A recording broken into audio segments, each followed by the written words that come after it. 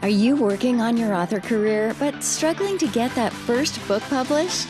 Does the goal of being an author seem too lofty? Or thoughts of having multiple books and making a full-time living are as fantastical as living in Cinderella's castle? Welcome to Discovered Wordsmiths, a podcast where aspiring authors can be heard. Join Stephen Schneider as he finds and talks to authors you may not know, but authors that have gotten their foot on the author career path. Hear what they've done to get there and where they want to go now. Settle back. It's time for a bit of inspiration and advice. Come listen to today's Discovered Wordsmith.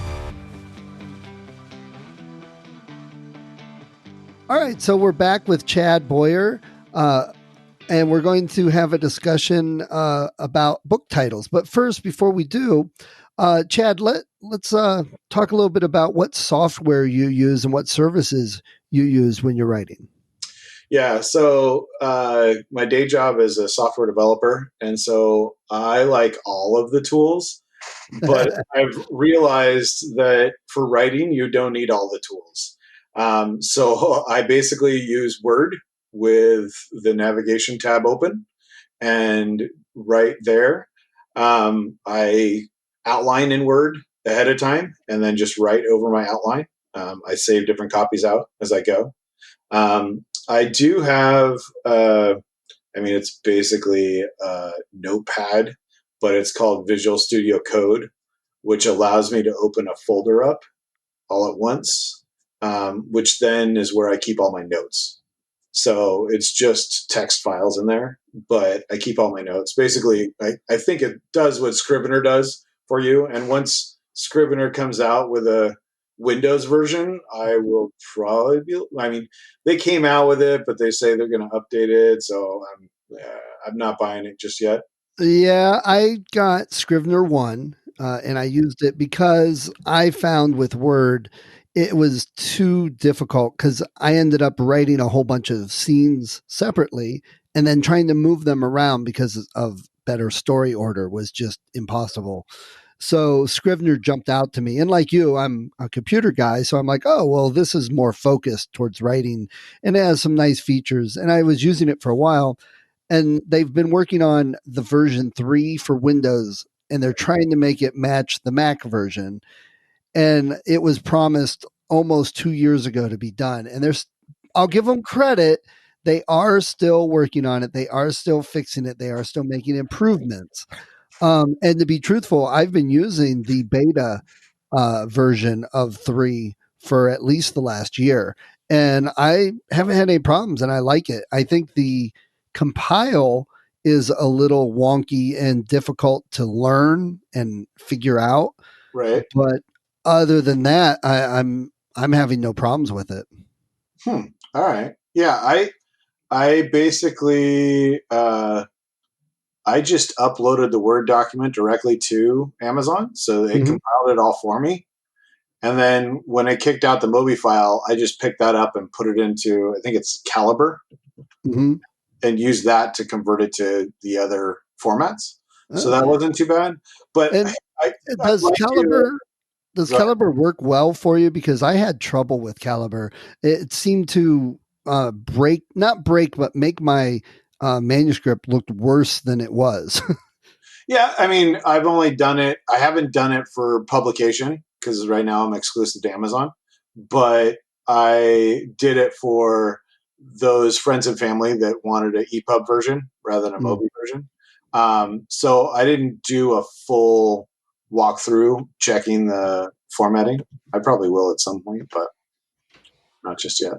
Other thing I was going to bring up, you're using a PC? Yes. Okay. The one thing I always hear everybody talking about is Vellum, but that's Mac only. Correct. So I've been toying with the idea of actually using Mac in Cloud just to use Vellum. Yeah, there was a discussion about that on a podcast recently, or maybe it was a YouTube video I saw. But basically, yeah, the trick with that though is Vellum is expensive. Right. It's like $300 or $400, and I think, I'm not planning on doing paper paperbacks anytime soon, which is what I think Vellum really excels at. Yes. And that's actually why I want to use it, because I write middle grade fiction and like 90% of them still prefer print. Yep. So I've got to push that. I do know that the services do really well, and I don't know how well they do with Vellum though. Yeah, I'll have to see, which, everybody says it does great. So I'll go with that. I mean, I can actually do a lot of the same stuff using Scrivener, the new compile in the beta of 3. But like I said, it's not the easiest to figure out and learn. They did not make the interface easy. And you should actually, go check it out. The new beta, it's a pretty good working version, and you could get it and try it. It's only usable up till like the 21st of this month. But what they've been doing is coming out with a new beta version before the old one expires. So I mean, I haven't paid for 3 and I've been using it for a year. Oh, wow. So, okay. Something cool. to check. I'll have to check it out. I sent you a link to the video where a guy uses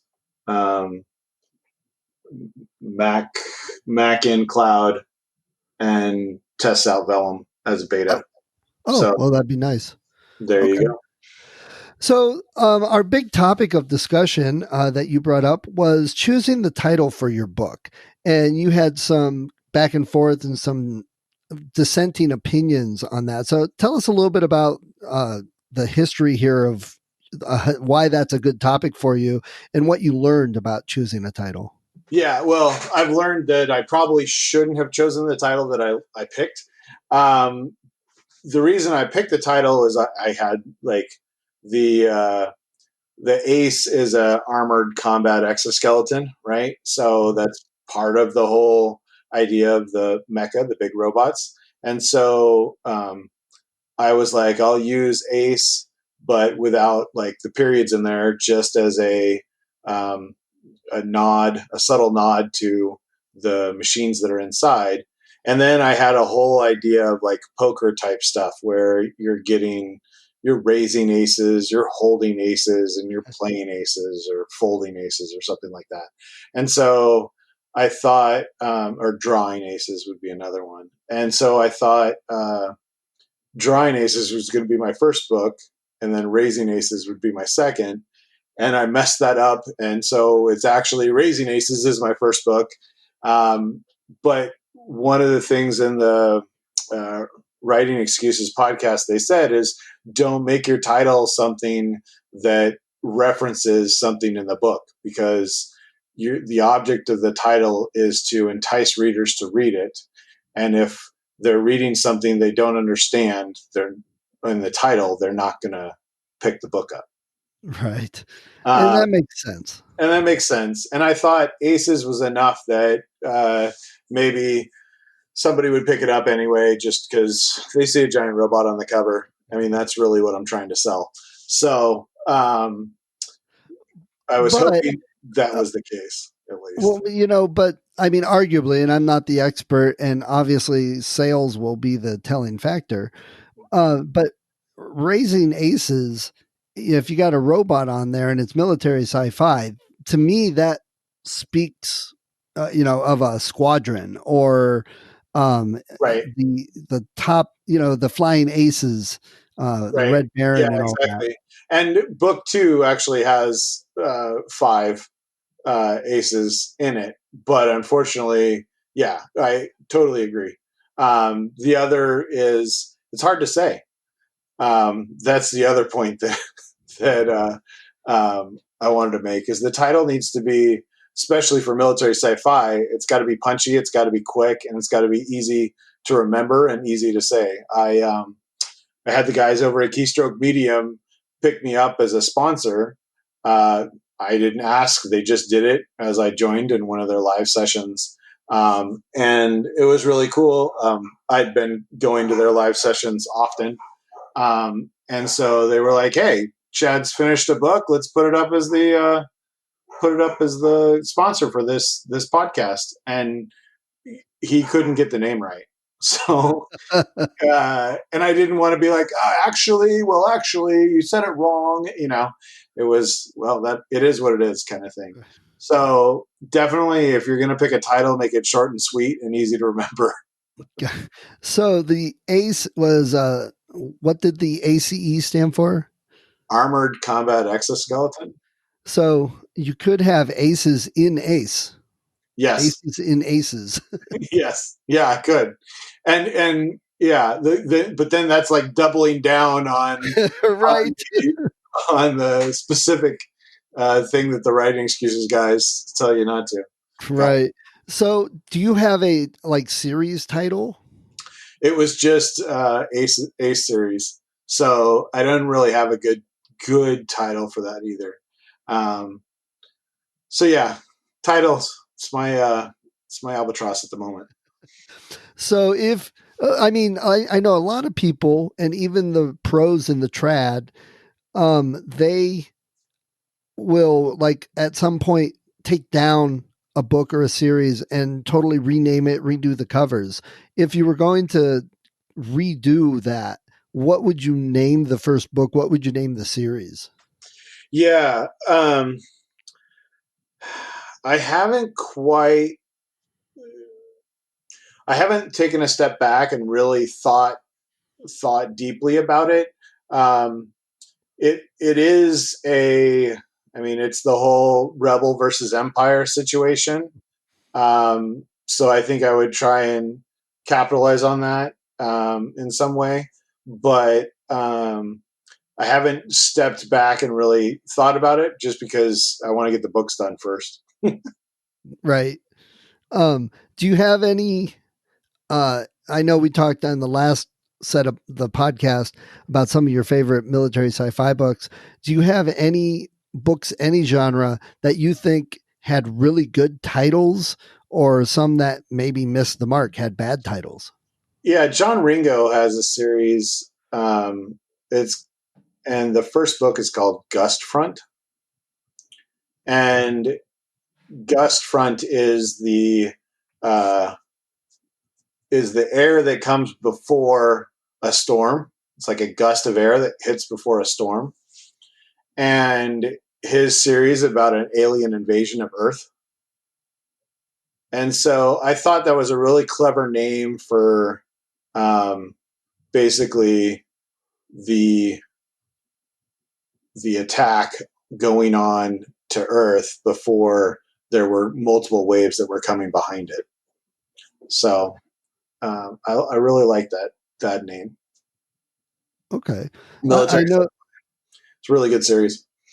I know there was a Stephen King book, and the name is escaping me at the moment, unfortunately, from a couple years ago that I thought was a horrible name.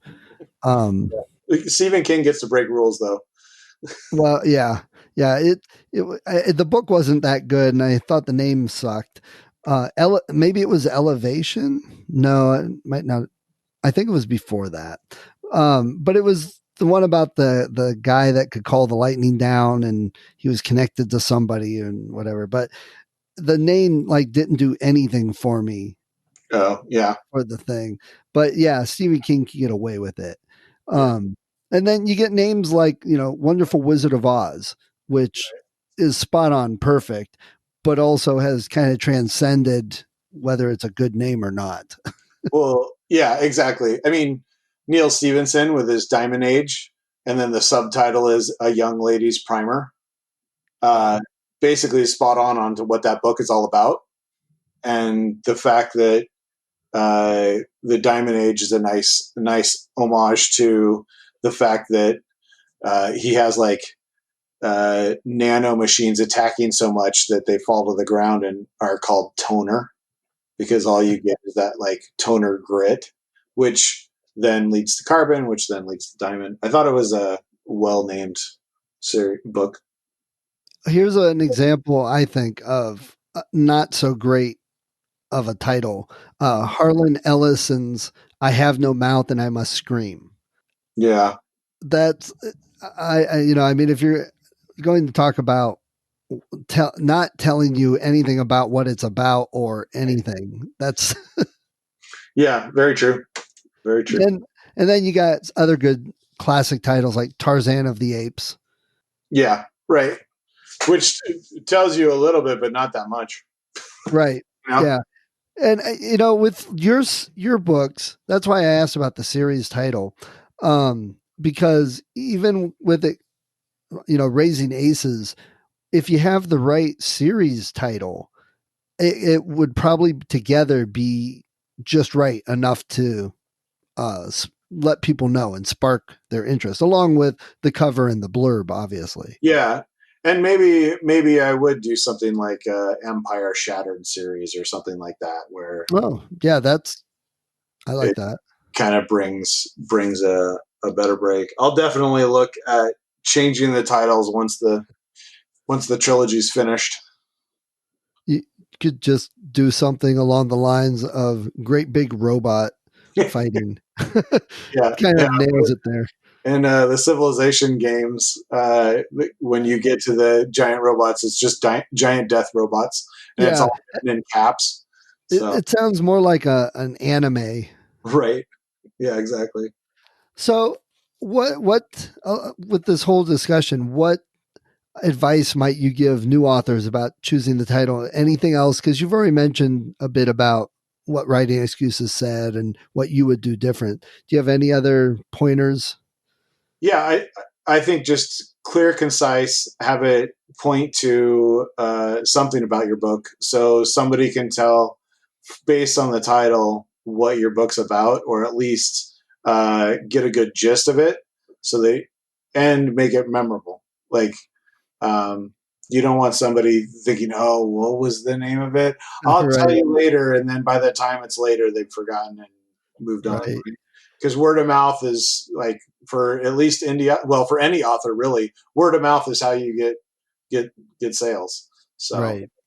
So, do you have any tricks or anything you've developed to help get that feedback from other readers uh, to see if well, it is a good title?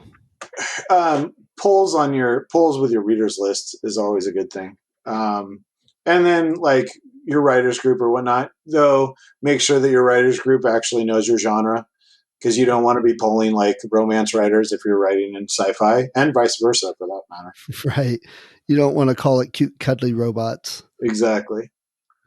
Right. And that's also an important factor with the critiquing itself. I know a lot of writers groups, people jump into that. That's one of the first things.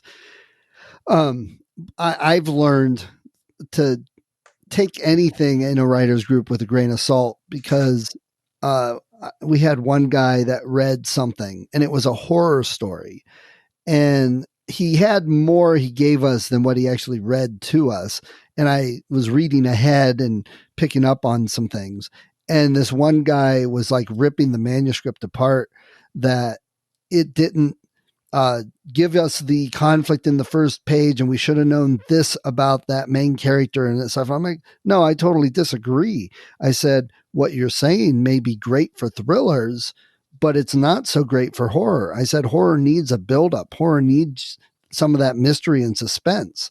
Right. And I think the same goes with titles too, that, a romance title, it would be totally different. Even if it was a romance title set in the military with robots, it Right. would have a different title than the action fighting military. Or even if it was more of a space opera, along the lines of Firefly and Star Wars, different title. So you're right. If letting other authors take a look at the title can help, but I think like you said, doing the polls and finding your readers and getting their feedback is way more important. And probably also, you don't want to just ask 500 million, because you'll get 500 million different responses. uh Right. it's probably hard as a very new author, but finding your readers that love that type of stuff, those are the ones you want 10 of or Right. something to give you the Exactly. feedback. So do you have a writers group that there are sci-fi military people in it that you go to? Not right now. I basically have written this one solo for the most part. I do have several friends that read sci-fi, and so I've given chapters to them to kind of critique and be like, does this read correctly per se? Mhm. But most of my interactions with sci-fi authors have been online and via email. Okay. All right. Well, Chad, I appreciate the talk. Do you have any last words either about your book or for new authors?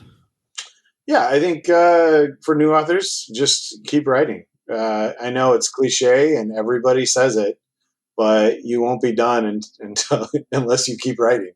Right. So set a word goal each day and hit it, or set a word goal each week and hit it, and keep going. Great. All right. Well, Chad, I appreciate you taking some time to talk to me today. A really good discussion. Hey, thanks a lot, Stephen. Thank you for listening to Discovered Wordsmiths. Come back next week and listen to another author discuss the road they've traveled, and maybe, sometime in the near future, it might be you.